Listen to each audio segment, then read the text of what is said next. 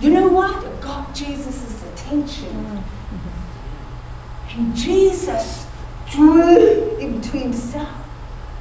They said, it's all right now, the master's calling you, rise.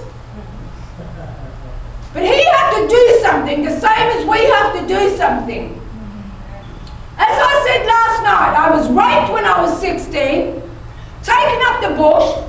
It was going to pour petrol on me, burn the car, blow it up and get rid of me, but my God had his hand upon me, hallelujah.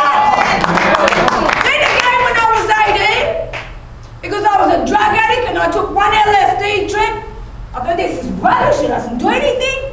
Because when you have marijuana, you get stoned straight away, so I took another one, I said, it's rubbish, doesn't do anything, we've been ripped off. I was really mad, we've been ripped off, I took another one.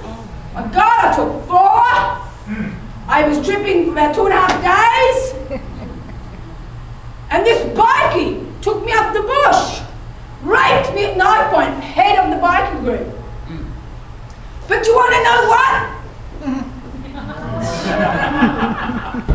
God has set me free. Yeah. I could look at those men in the eyes and say, I love you and I forgive you. Yeah. Because what right do I have to hold on to that? What right do I have? I wouldn't be here today. I'd be a beggar. Oh God, they did this to me.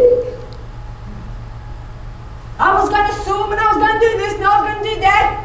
Get a hitman and get them knocked off. I got saved and things changed, you know. But anyway, Jesus calls him. And what did the blind man do? The blind man. Let's have a look. Oh man, I'm excited.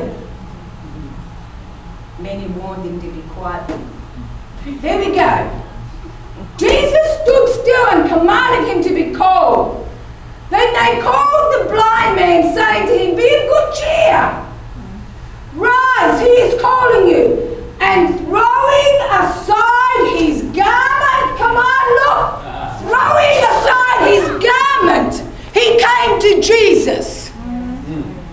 You've got to throw something off tonight. Yes. Whether it be unforgiveness, whether a pastor ripped you off. I got ripped off about $2,300 by a so-called minister. I went to sleep saying, oh God, that's just not right. Who wants to come to America anyway? And I woke up, God, it's not right. God said, let go of it. Yeah. I let go of it. I rang, I said, bless you, and I meant it. And you know what? Miracles, miracles, miracles. Right. You want to go on for Jesus? You're going to take off the old. You're going to take it off. You have to make a choice. You're going to shake off that depression. Shake off that suicide. Shake off that drugs. You say, listen here. You filthy bottle of alcohol. You got no authority over me. Listen here, you bag of dope. I'm not smoking you today. I'm flushing you down the toilet.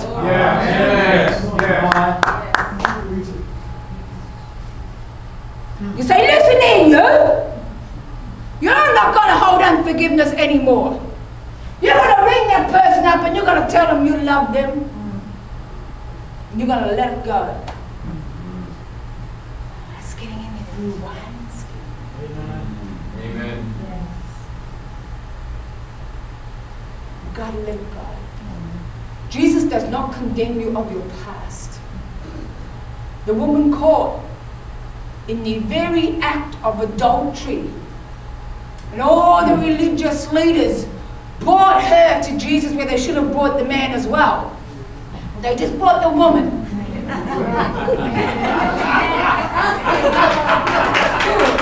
just not right. And I bet he seduced her. Should I have said that? But you know, back then they're supposed to bring the man as well. Did you know that? Yes. But they didn't. They just brought her. They just wanted to stir Jesus up and see what he'd say. And you know what? They brought her to Jesus. So now come on, she was caught in the very act of adultery. Jesus gets down on the ground, and I reckon he writes grace.